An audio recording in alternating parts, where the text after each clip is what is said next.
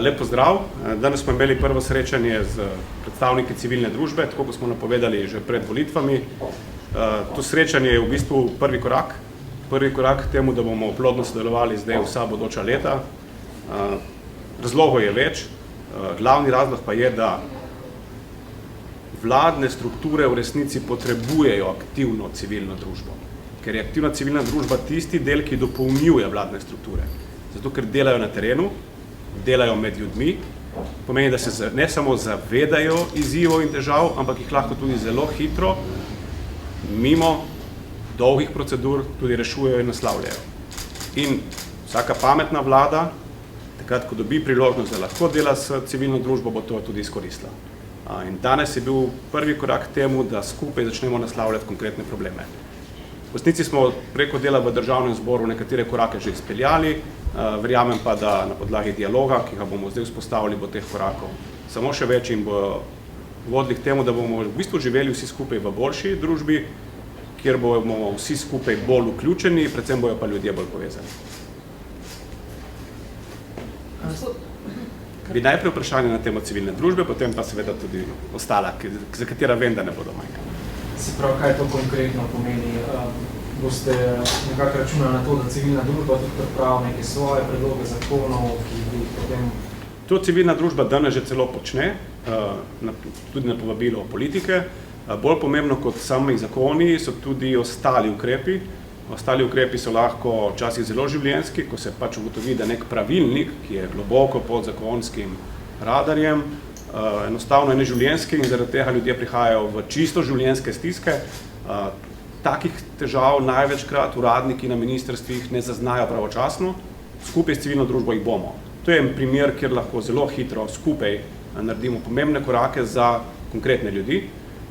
Drugače smo se pa tudi dogovorili za to, da bomo s civilno družbo poskušali po področjih delovati tudi preventivno, v smislu, da bomo dialog sprožali preden bo zakon šel v proceduro in s tem tudi skreirali boljše predloge. Tako uredb vladnih kot tudi zakonov. Kako pogosto boste sedeli skupaj? V bistvu se pogovarjamo o tem, da bomo imeli platforma, ko bo čas, bo dobesedno v realnem času. Pravi, ne govorimo o tem, da se bomo sestajali enkrat na 6 mesecev. To je sistem, ki ne deluje več v teh časih.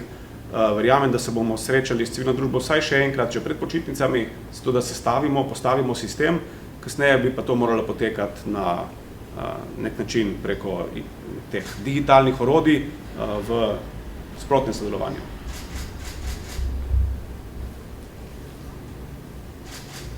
Torej, civilna družba vas ne zanima več, ampak je zelo pomembna, no, prosim.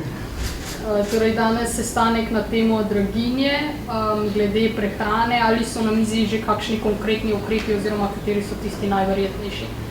Kot veste, sem bil v Bruslju prejšnji teden in se danes srečam s skupino, mislim, da v kratkem, tako da verjamem, da jih imajo ukrepe konkretne, jaz pa ne morem o njih govoriti, ker jih še ne poznam. Me zanima še to, drži, da ste naklonjeni temu, da bi postavili neko mejo, kako so lahko ohlajeni prostori v javni upravi? Ne, to je bolj enostavno. Drži, da smo ljudje največkrat potratni tudi zaradi tega, ker sploh se tega ne zavedamo. In primer nastavitev tako ogrevanja kot tudi hlajenje je en tak lep primer. Ne gre samo za javno upravo. Vsi prostori, ki jih hladimo v tem primeru, če se bomo zavedali, in to je bolj osveščevalno kot karkoli druga, če se bomo zavedali, koliko energije lahko privarčujemo z eno samo stopinjo, verjamemo, da bomo vsi ljudje temu bolj posvečali več pozornosti. Javna uprava je tisti del, ki v resnici svojim zgledom lahko navdihuje vse ostale in si želim, da jo bo. Danes vem, da ni tako, iz lastne izkušnje, vem, da temu področju sploh ni namenjena nobena pozornost in to je eden od razlogov, zakaj sem naročil ministru za infrastrukturo, da pripravi priporočila za vse javne ustanove, kako naj čez poletje, pa tudi kasneje, nastavljajo temperature, da se bomo racionalno obnašali, hkrati pa da naše počutje ne bo preveč trpelo. In v kateri smeri naj bi šla ta priporočila, če ste lahko bolj konkretni? Priporočila pomeni, da se vsem tem upravljalcem, vse stavbe, o katerih govorim, imajo centralno upravljanje, imajo ali hišnik ali računalniški sistem, ki nastavljajo nastavitve, koliko ne bo temperatura v prostorih. Danes je to prepuščeno posameznim uporabnikom. Danes lahko kdorkoli v kateremkoli prostoru si nastavi svojo temperaturo, pa na njo pozabi, tudi če v njej mogoče ni kršeno dopust. Prostori se pa še kar ohlajajo. To je popolna potrata energije. Centralni nadzor nad tem ali pa centralno priporočilo je prvi korak. Ključno je, da se začnejo ljudje s tem ukvarjati. Ključno je, da začnejo preverjati, koliko je temperatura ali res rabijo tako temperaturo. Jaz vam povem iz moje izkušnje, da je več kot polovica prostorov danes prekomerno ohlajenih, brez da bi zaradi tega kdorkoli bil na boljšem. To pomeni, da je ta energija vržena in to sredi te draginje vržena v zrak. Danes vas čaka še potrjevanje oziroma stranko čaka potrjevanje združitve z LMŠ in SAB in potrjevanje predsedniškega kandidata. Ali je poleg Marte Kos na mizi še kakšno ime? Drži oboje. Z eno manjšo pripombo. Na kongresu bom sam predstavil moj predlog, zakaj ocenjujem, da je Marta Kos najboljša kandidatka za predsednico, ne odloča pa o tem kongres. Želim pa članstvo o tem sam seznaniti, medtem ko o tem odloča v resnici svet stranke in izvršni odbor. Tako da odločitev pride kasneje, danes bo samo moja predstavitev, zakaj ocenjujem, da je ona najbolj primerna kandidatka. Sprav svet stranke odloča o tem notranjem kandidacijskem postopku, če pravilno razumem. Se pravi ne stranka, ampak svet stranke. Da. Kdaj pa lahko to pričakujemo? Verjetno, moče že ta petek ali pa naslednji teden. Tako da v kratkem. Kakšno so sicer pričakovanja od današnjega kongresa? Pa verjamem, da bo debata, vsaj v nekem delu, in verjamem, da bojo na koncu sklepi izglasovani, kot so predlagani, kar pomeni, da bomo potrdili to, da se začnejo ti pridružitveni postopki in da se potem v septembru izpelje pa dejanski združitveni kongres, ko bomo vsi skupaj in takrat se potem tudi tvori enota, celota iz vseh treh strank in začnemo delati skupaj. Zdaj, prevzeli boste prihodke obeh strank, imate morda kakšno informacijo, imajo še kakšne dogovore? Seveda jih imajo in seveda imamo te informacije. In kakšna je vrednost? To je pa, mislim, da zadeva, ki je popolnoma pod kontrolo, kar se tiče naših finančnikov in ne tam ostane. Nič posebnega.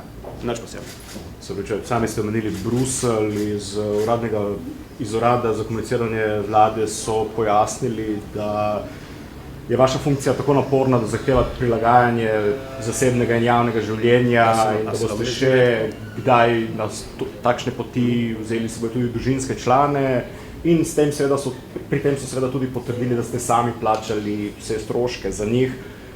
Ne zamerite mi, ampak ob vsem, kar se dogaja na Ministrstvu za kmetijstvo, recimo, je nekako pričakovati, da bomo morda te račune tudi videli, jih lahko pričakujemo morda danes, v teh dneh. Če boste sprožili uradni postopek, jih boste dali, račune seveda imam,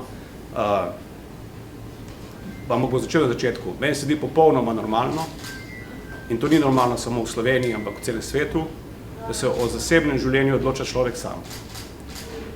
In otroci bojo še hodili z mano in če se bo hotela soprova, da je pridružiti tudi ona vabljena. Seveda mi je pa hkrati popolnoma jasno, da je to stvar mojih stroškov in ko sem se odločil, da grem v politiko, sem si naredil zelo jasno razmejitev med enim in drugim, o zasebnim in pa službenim življenjem. Ne bom imel težav tudi z finančno platjo pokrivanja stroškov. Mogoče je to stvar tudi tega, kdo pride v politiko in s kakšnimi nameni, ampak jaz teh težav nimam in natančno vem, s katerim namenom sem v politiko prišel in enako vem, s katerim namenom vozim svojo družino, kamorkoli grem. Ste verjetno tudi kot prvi mož GEN-I imeli podobno poln urnik, ste tudi takrat imeli podobne navade? Še huje. Ko sem bil predsednik uprave GEN-I-ja, sem si svoj urnik tako prilagodil, da nisem šel nikamor, poudarjam nikamor brez družine, ker sem bil jaz gospodar svojega urnika. Zdaj se moram prilagajati urniku in se tudi družina prilagaja mojemu urniku. To je in edina razlika.